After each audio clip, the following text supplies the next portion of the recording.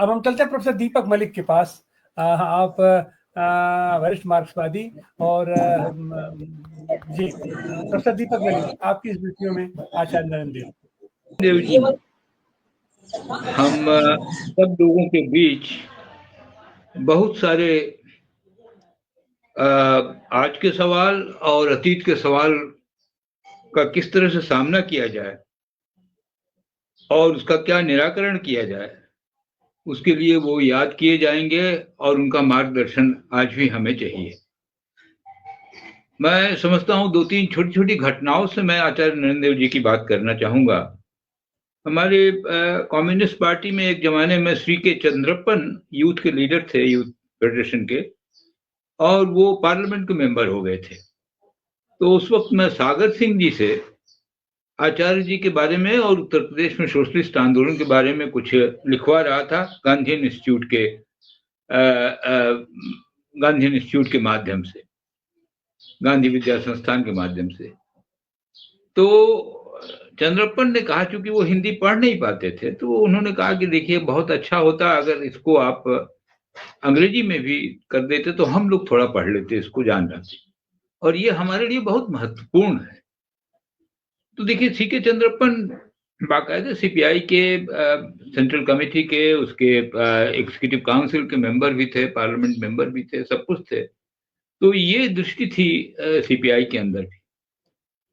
बहुत सारे communist party में लोग रहे हैं जो समझते थे कि अगर आचार्य नरेंद्र देव का रास्ता हम ग्रहण किए होते तो संभवतः भारतीय राजनीति में हम अपनी छाप और भी मजबूती से छोड़ सकते थे। मजबूती तो थी, लेकिन एक मजबूती खत्म भी हो रही थी, तो और भी कर सकते थे।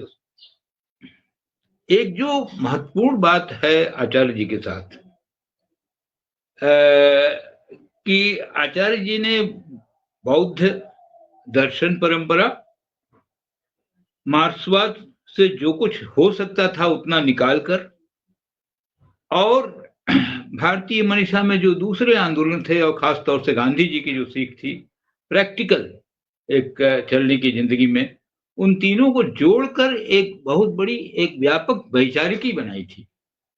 हमारे लिए एक जो कष्ट का विषय है, जो दुख का विषय है, कि उस वैचारिकी को भारतवर्ष के पूरे संदर्भ में, हमारे हिंदुस्तानी जिंदगी के संदर्भ में, हिंदुस्तानी सामाजिक सार्वजनिक जीवन के संदर्भ में, उसी को हमारी व्यापक विचारधारा बननी चाहिए थी। वो न हो कि वो कांग्रेस सोशलिस्ट पार्टी तक रह गई। कांग्रेस सोशलिस्ट पार्टी के बारे में भी देखिए, अलग अलग लोगों की अलग अलग राय है। इंदिरा जी का जो आखिरी कलकत्ता कॉन्फ्रेंस था जिसमें उन्होंने एड्रेस किया, वहां उन्होंने जवाहरलाल नेहरू के एक पत्र का जिक्र किया और उसको पढ़ा वहां पर उन्होंने। वो आचार्य जी के बारे में था। उसमें अंग्रेजी में ये लिखा हुआ था, you have left me in the amongst the Wolves, भेड़ियों के बीच में आप छोड़कर हम लोगों को चले गए। तो देखिए इस तरह के रिश्ते थे आजादी के आंदोलन में जो बने थे लोगों के बीच में अलग अलग तरीके से, और ये रिश्ते बड़े महत्वपूर्ण रिश्ते थे। इससे एक नई वैचारिकी बन रही थी। वो केवल कांग्रेस सोशलिस्ट पार्टी का ही प्रश्न नहीं था, वो पूरे देश का प्रश्न बन रहा था। तो मैं समझता हूं कि ये एक जिसे कहते हैं एक मैं समझता हूं कि एक हमारा अभाव रह गया, एक हम कर नहीं पाए इसको, क्योंकि आचार्य जी की बात अगर हम रखें तो एक जिसे कहा जाए कि एक भारतीय समाजवाद की कल्पना, तो निश्चित तौर से भारतीय समाजवाद की कल्पना उसके साथ मार्क्सवाद की कल्पना दोनों जोड़कर ये चीज बनी थी।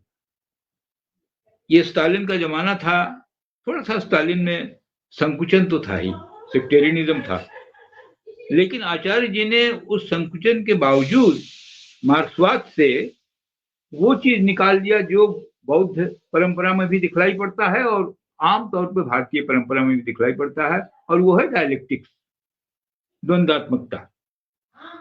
तो इसको उन्होंने ग्रहण किया आचार्य जी ने। मैं थोड़ा सा छूट गया, मैं उस पत्र का जिक्र करना चाहता था जो इंदिरा जी ने कलकत्ता कांग्रेस जो उनकी आखिरी कांग्रेस थी उनकी हत्या के पहले, जिसमें उन्होंने बाकायदे पढ़ा था। और वो नहीं, मैं उसका जिक्र कर चुका हूँ, सॉरी। लेकिन उसमें जो उनका कहना था कि आपने हमको छोड़ दिया है कुछ भेड़ियों के बीच में, ये एक पूरी की पूरी एक वस्तु स्थिति को बतलाती है। क्योंकि कांग्रेस तो एक, जिसे कहते हैं, एक वटवृक्ष था, एक अम्ब्रेला ऑर्गेनाइजेशन था, हर तरह के लोग थे उसमें। और कुछ लोग थे जो साफ साफ तरीके से सांप्रदायिकता की भी बात करते थे, और कुछ लोग थे जो बाध्य थे गांधी जी के मार्गदर्शन की वजह से, बाकी चीजों की वजह से, जिसके कारण वो कांग्रेस से अब एक, जिसे कहते हैं, धर्मनिरपेक्षता की राजनीति या एक इंक्लूसिवनेस की राजनीति के साथ चलते थे। लेकिन ऐसा नहीं था कि कांग्रेस के अंदर दूसरे लोग नहीं थे। और खासतौर से जवाहरलाल को, चूंकि वो प्रथम प्रधानमंत्री बने और देश निर्माण का जिम्मा उन पे पड़ गया, न चाहते हुए भी देश निर्माण का जिम्मा जब उन्हें पड़ा, तो उन्होंने बहुत सारी चीजों में उन तमाम चीजों का इस्तेमाल किया जिसको आचार्य जी भी इस्तेमाल करते थे।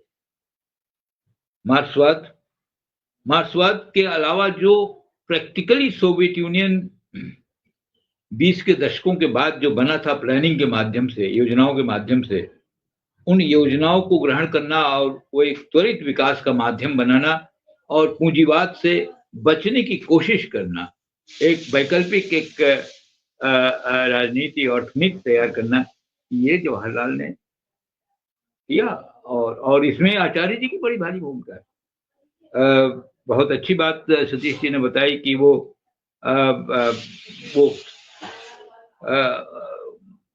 पटना में जब फाउंडेशन कांग्रेस हो रहा था, तो जवाहरलाल जी को ही इनवाइट किया गया था, उनको ही एक आमंत्रण दिया गया था कि वो उसका उद्घाटन करेंगे। और निश्चित तौर से वो कांग्रेस सोशलिस्ट पार्टी के अध्यक्ष भी हो जाते थे, लेकिन चूंकि वो जेल में थे, नहीं आ पाए और आचार्य जी को ये करना पड़ा।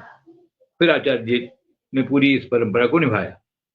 तो मेरा ये कहना है कि आचार्य जी की भूमिका को अभी भी हम लोग केवल सोशलिस्ट पार्टी या केवल लोकतांत्रिक समाजवाद तक ही न रखें।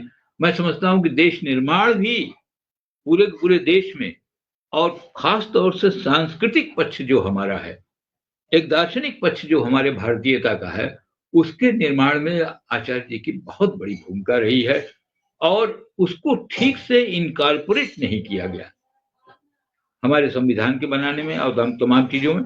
अगर ये चीजें बन गई होती तो आज जिस तरह के प्रतिकूल परिस्थितियों का हमको सामना करना पड़ रहा, खासतौर से सांप्रदायिकता का, शायद हम नहीं कहते हैं कि वो नहीं होता, लेकिन शायद उसकी धार कम होती, हम उसको तोड़ पाते, कुछ हम उसका एक विकल्प बना पाते, रख पाते। हमारे लिए एक बड़ी भारी कमजोरी ये रही कि आचार्य जी को हमने एक घरौंदे में ही रख दिया। वो सिर्फ ऑपोजिशन पॉलिटिक्स के वो जिसे कहते हैं आदर्श या उसके प्रतिमान नहीं थे। आचार्य जी पूरे देश के नई राजनीति, नई संभावनाएं, नया अंग्रेजी में जिसे कहते हैं एक वातावरण, एक पूरी एक बैकग्राउंड, एक पृष्ठभूमि, एक एम्बियंस जिसे कहते हैं, वो आचार्य जी के माध्यम से निकलती थी। हम समझते हैं कि हम लोगों ने इन सब चीजों में कहीं न कहीं आचार्य जी को मिस किया है। वो सोशलिस्ट पार्टी के दायरे में रह गए, खासतौर से 47-48 के बाद, और जो लोग जिम्मेदार थे सोशलिस्ट पार्टी के लोगों को निकालने में, आचार्य जी को निकालने में कांग्रेस में, आज वो बड़े पूज्य हो गए हैं जिन लोगों का राजपाट आजकल चल रहा है। मैं समझता हूं कि इन सब चीजों को बहुत गहराई से समझना चाहिए। और आचार्य जी ने जो काम अधूरा छोड़ा, बेचारे जिंदगी भर एक बीमार आदमी भी थे, इसके बावजूद बहुत मजबूती से काम करते थे। दूसरा ये है कि क्या वातावरण था उस वक्त, कांग्रेस पार्टी के खिलाफ लड़े, लेकिन जवाहरलाल ने उनको बनारस हिंदू यूनिवर्सिटी का वाइस चांसलर बनाया, अपने विपक्ष के लोगों को वाइस चांसलर बनाया।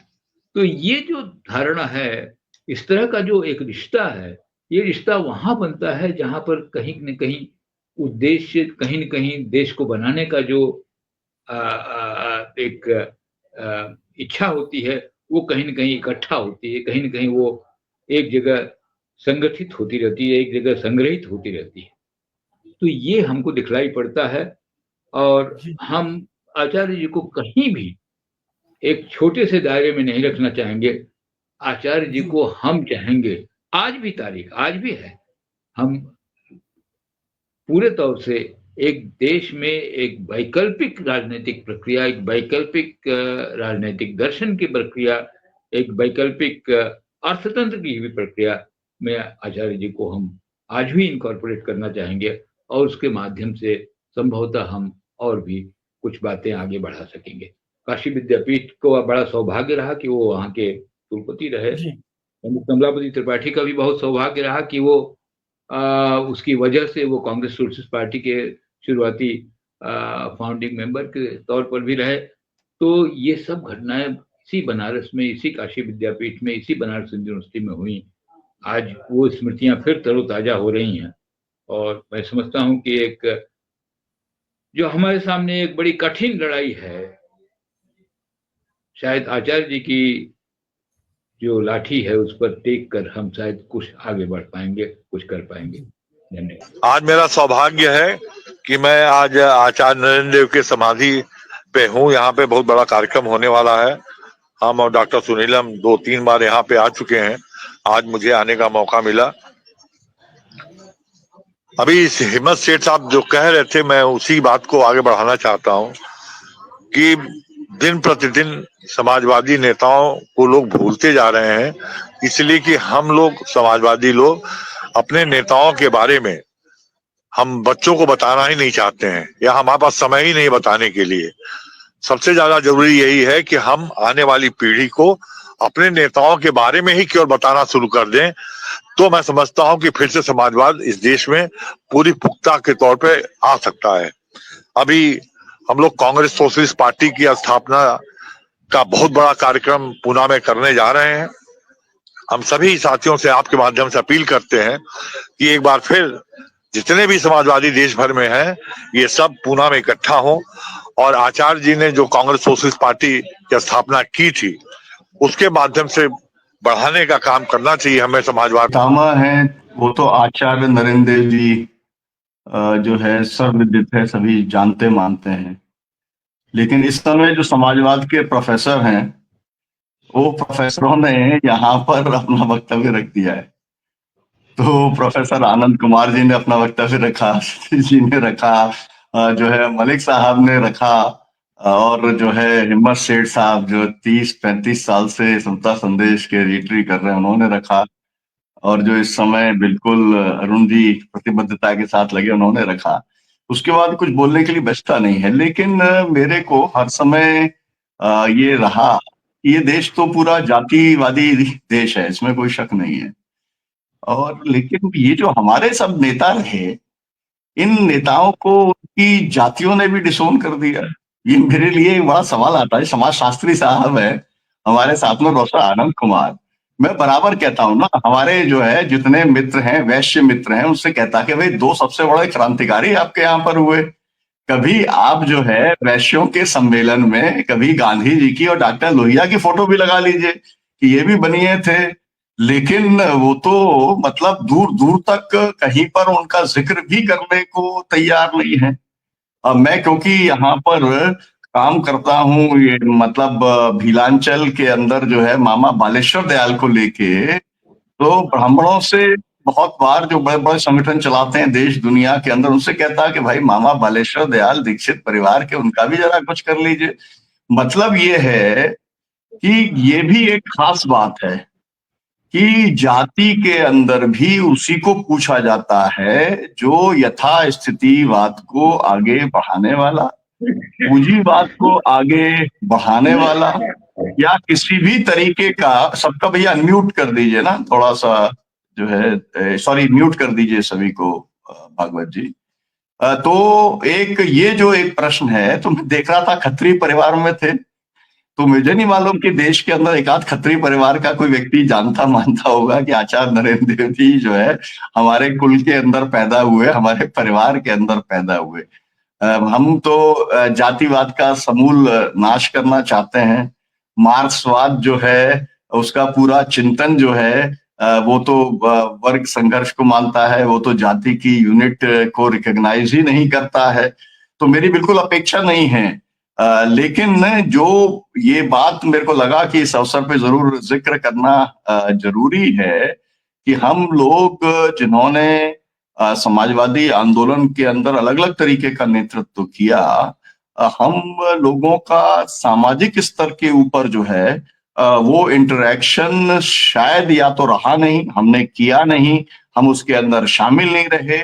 मैं ये नहीं कह रहा कि उसका परिणाम था कि रिकॉग्नाइज नहीं किया जाता, लेकिन ये भी एक बड़ा अहम सवाल है कि हम लोगों को जहां भी अवसर मिले कम से कम सभी पक्षों को लेके जाना चाहिए। खैर ये बात तो एक दिमाग में थी इसलिए मैंने बोला, लेकिन मुख्य बात तो ये है कि आचार्य जी ने किसान आंदोलन के लिए जो काम किया, किसानों के जो बड़े बड़े आंदोलन चलाए, किताबों की जो उन्होंने जो उनके ऊपर किसानों के ऊपर जो लेख लिखे, जो किताबें लिखने का काम किया, उसकी जानकारी भी अगर देश के हम 550 किसान संगठनों के साथ जुड़े हैं, अगर उनसे मैं एक तरफ से पूछना शुरू करूं तो मुझे लगता नहीं है कि कोई जो नेतृत्व करता है वो भी ये बता पाएंगे कि आचार्य जी की किसान आंदोलन के संस्थापक के तौर पर जो है वो सज्जानंद सरस्वती जी तक वो सीमित हो गया, और वो भी सीमित के अंदर जो है ज्यादातर जो लोग हैं वो भूमिहारों के नेता के तौर पर उनको जो है वो बना दिया गया।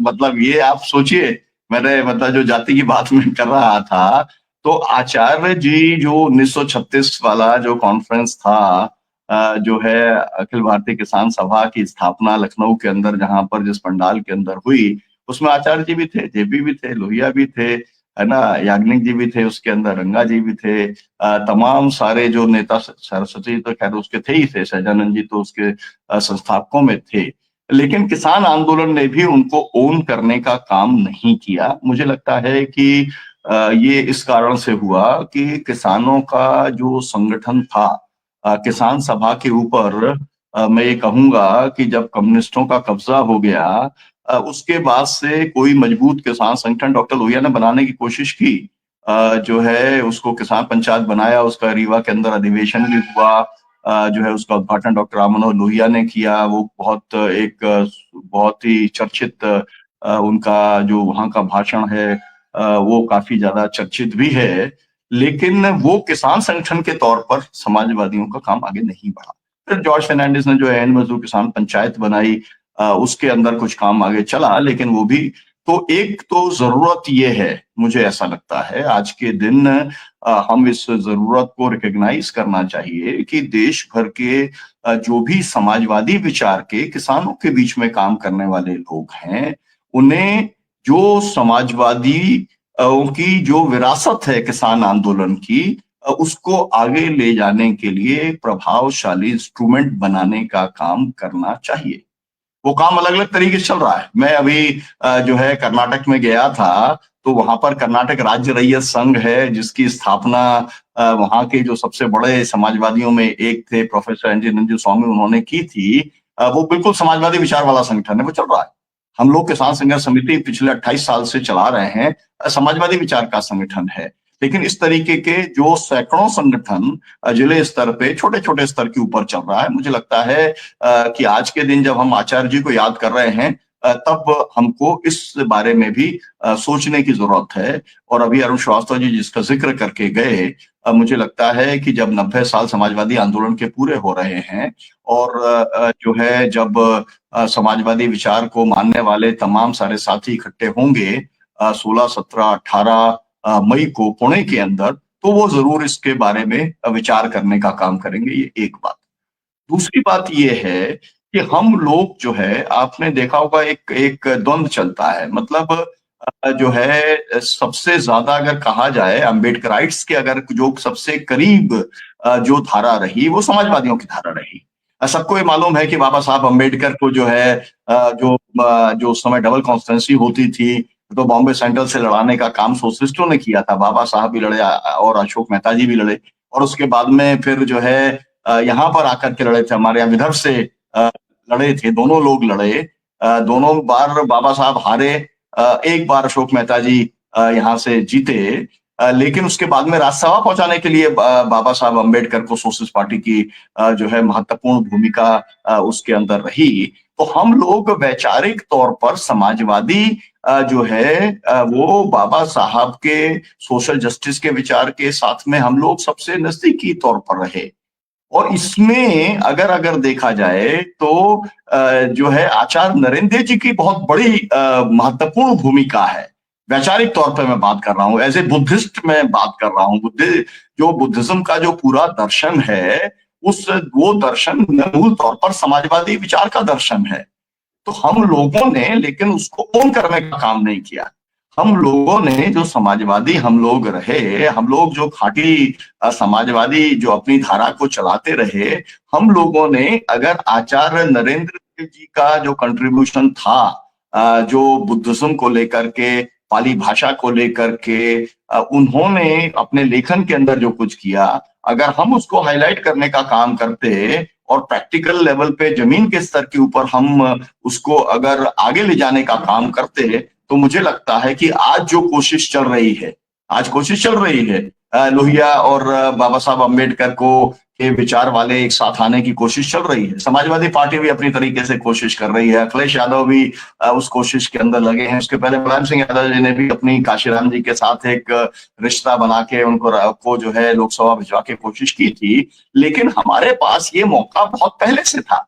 हमारे पास ये मौका जो है 1934 के बाद से लगातार हमारे पास में मौजूद था। और हमने जब इंडिपेंडेंट पार्टी मतलब 48 के अंदर जब बन गई थी सोशलिस्ट पार्टी, उसके बाद में अगर इसका ये जो समन्वय है सोशल जस्टिस वाली फोर्सेस को एकजुट करने वाला, अगर जो आज हमने चला, जो मतलब मंडल के बाद चला, जो आज जाति जनगणना को लेके चल रहा है, अगर हम इसको वैचारिक तौर पे अगर चला रहे होते तो मुझे लगता है कि हम लोग बहुत पुख्ता वैचारिक स्टैंडिंग के ऊपर होते, जिसके अंदर जो है वो सबसे बड़ी भूमिका आचार्य नरेंद्र जी की हो सकती है। मेरा दूसरा कहना है।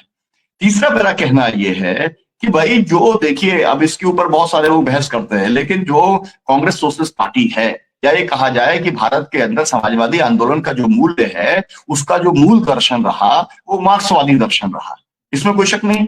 लेकिन हम लोगों ने अपने आप को जो है वो कभी भी मार्क्सवादियों के साथ में अलाइन करने का काम, मतलब उस दर्शन के साथ में, मैं कम्युनिस्ट पार्टीज अकेले की बात नहीं कर रहा, कम्युनिस्ट पार्टीज के साथ में तो सांप्रदायिकता से लड़ने के लिए, WTO से लड़ने के लिए, पूंजीवाद से लड़ने के लिए सोशलिस्ट और कम्युनिस्ट एक साथ काम करते रहे। मधुलिमय जी ने सोशलिस्ट कम्युनिस्ट इंटरैक्शन को लेकर के बहुत सारा लिखा। लेकिन मैं ये कह रहा हूं कि आचार्य नरेंद्र देव की के जो एक वैचारिक अंडरस्टैंडिंग थी, उस समझ को लेकर के अगर समाजवादी आगे बढ़ने का काम करते, तो जैसे मैंने कहा कि हम लोग जो बुद्धिज्म का जो पूरा फिलॉसफी था उसके साथ साथ और मार्क्सवादी फिलॉसफी के साथ साथ इसमें कोई कंट्रडिक्शन नहीं था।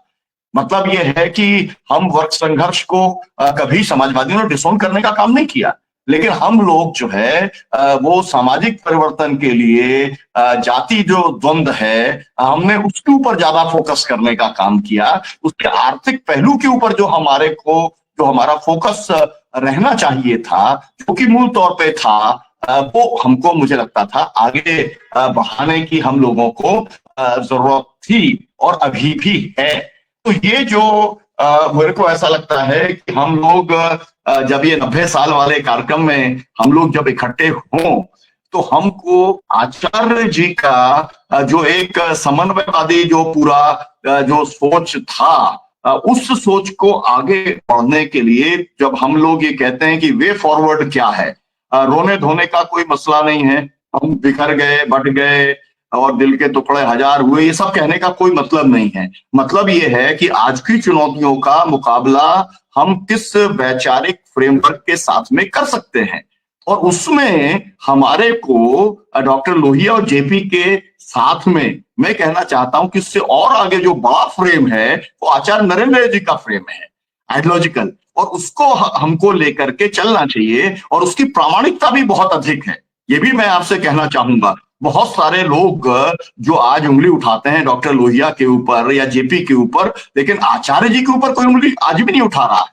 तमाम सारे लोग जो है जेपी लोहिया पे उंगली उठा रहे हैं, लेकिन आचार्य जी के ऊपर नहीं उठा रहे। मतलब क्या है? मतलब ये है कि समाजवादियों की जो सबसे बड़ी धरोहर है, जो सबसे बड़ी पूंजी है, या एक कहा जाए हमारे पास में जो मास्टर कार्ड है वैचारिक तौर पे, वो आचार्य नरेंद्र देव का मास्टर कार्ड है हमारे पास में। और अगर ये वाली बात सही है, मैं तो मलिक साहब की इस बात से पूरा सहमत हूँ। हम लोगों ने अगर जो पूरा राष्ट्रीयता का जो पूरा उनका सोच रहा है ना, राष्ट्रवाद समाजवाद को लेके उन्होंने जो इस तरीके का काम किया, अगर जो है हमने उस परिभाषा के साथ में राष्ट्रवाद के ऊपर अगर हम लोगों ने काम किया होता, तो आज ये जो राष्ट्रभक्त लोग बने हुए हैं और राष्ट्रभक्त बनकर के पूरे देश को तोड़ने का काम कर रहे हैं, विभाजित करने का काम कर रहे हैं, मुझे लगता है इससे बचा जा सकता था।